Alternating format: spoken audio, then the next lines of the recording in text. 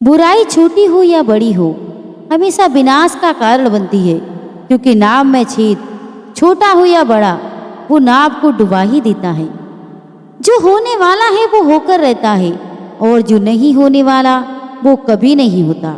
ऐसा निश्चय जिनकी बुद्धि में होता है, उन्हें चिंता कभी नहीं सताती। गलतियां ढूंढना गलत नहीं, बस शुरुआत खुद से होनी चाहिए। सत्य कभी दावा नहीं करता कि मैं सत्य हूँ, लेकिन झूठ हमेशा दावा करता है कि सिर्फ मैं ही सत्य हूँ। निर्णय लेते समय न ज़्यादा खुश हो ना ही ज़्यादा दुखी हो, ये दोनों परिस्थितियां आपको सही निर्णय लेने ही नहीं देती। गीता में कहा गया है कि कोई भी अपने कर्म से भाग नहीं सकता, कर्म का फल तो भुगतना ही पड़ता है। अच्छे कर्म करने के बावजूद भी लोग केवल आपकी बुराइयां ही याद रखेंगे, इसलिए लोग क्या कहते हैं इस पर ध्यान मत दो, तुम अपना कर्म करते रहो। भगवान कृष्ण कहते हैं कि मैं किसी का भाग्य नहीं बनाता, हर कोई अपना भाग्य स्वयं बनाता है।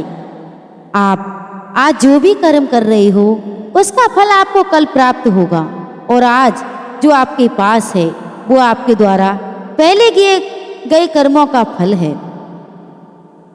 फल की अभिलाषा छोड़कर कर्म करने वाला पुरुष ही अपने जीवन को सफल बनाता है।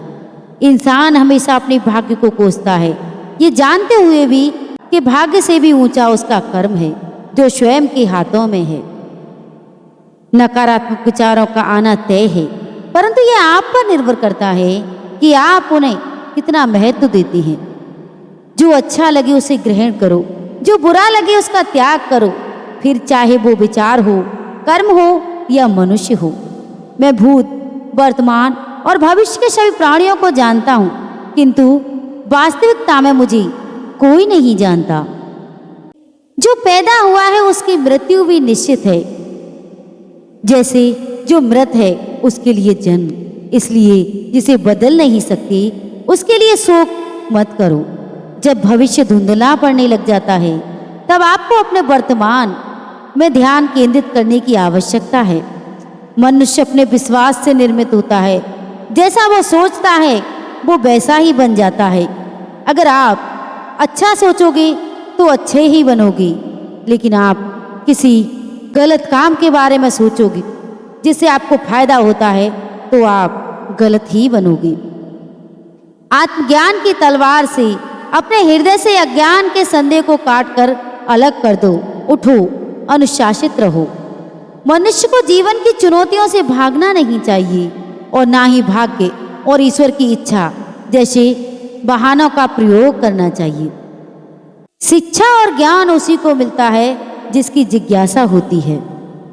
जो व्यवहार आपको दूसरों से पसंद ना हो, ऐसा व्यवहार आप दूसरों के साथ भी ना करें। एक अनुशासित व्यक्ति ही अपना तथा समाज व देश का विकास कर सकता है। अगर आपको कोई अच्छा लगता है तो अच्छा वो नहीं बल्कि अच्छी आप हो, क्योंकि उसमें अच्छाई देखने वाली नज़र सिर्फ आपके पास है। वक्त से पहले मिली चीज़ें अपना मूल्य खो देती हैं, और वक्त के बाद मिली चीज़ें अपना महत्व। आत्मा न तो जन्म लेती है ना ही मरती है, आत्मा अमर है। मन की शांति से बढ़कर इस संसार में कोई भी संपत्ति नहीं, इसलिए अपने मन को शांति दे, किसी के पीछे ना भागें।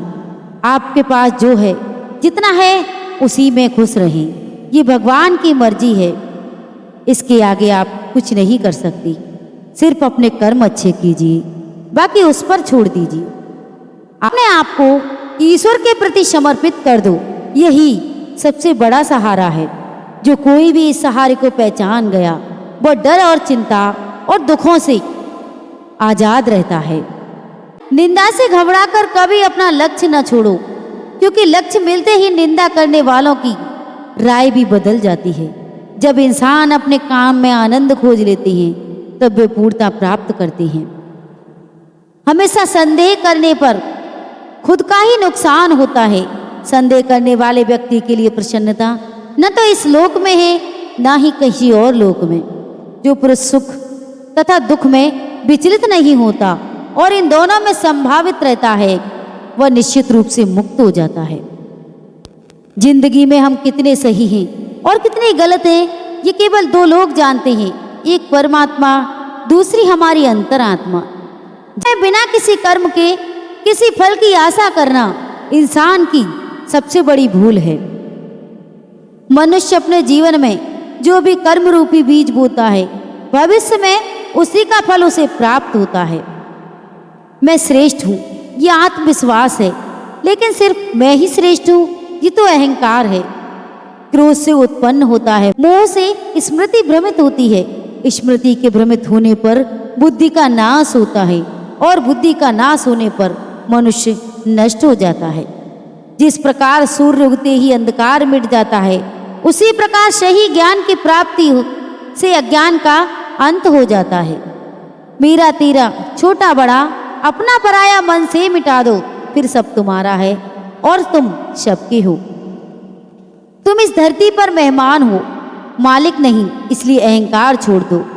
अकेले रहना तुम्हें यह भी सिखाता है कि वास्तव में तुम्हारे पास स्वयं के अलावा और कुछ भी नहीं। निराश ना होना, कमजोर तेरा वक्त है, तू नहीं। जैसे समुद्र के पार जाने के लिए नाव ही एकमात्र साधन है, वैसे ही स्वर्ग में जाने के लिए सत्य ही एकमात्र सीढ़ी है और कुछ नहीं।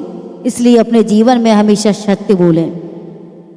जिस प्रकार मनुष्य पुराने कपड़ों को उतार कर नए कपड़े धारण करता है, उसी प्रकार आत्मा पुराने तथा व्यर्थ शरीरों को त्याग कर नया भौतिक शरीर धारण करती है।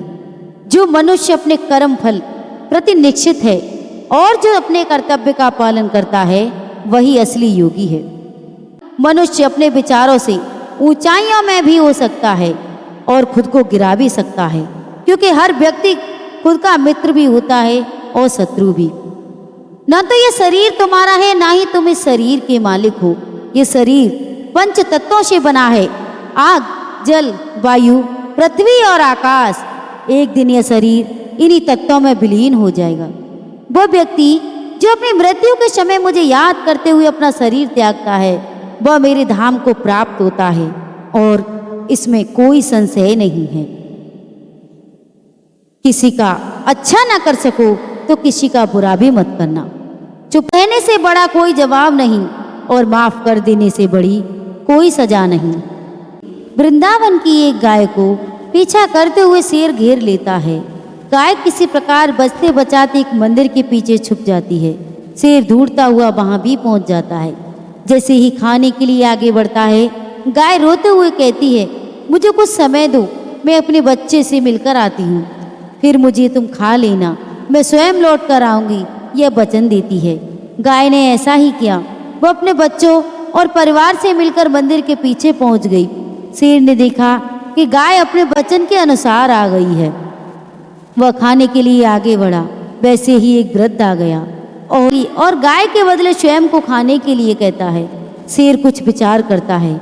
उससे पहले ही गाय की नन्ही बेटी वहां आ जाती है और अपनी माँ को छोड़कर उसे खाने के लिए कहती है।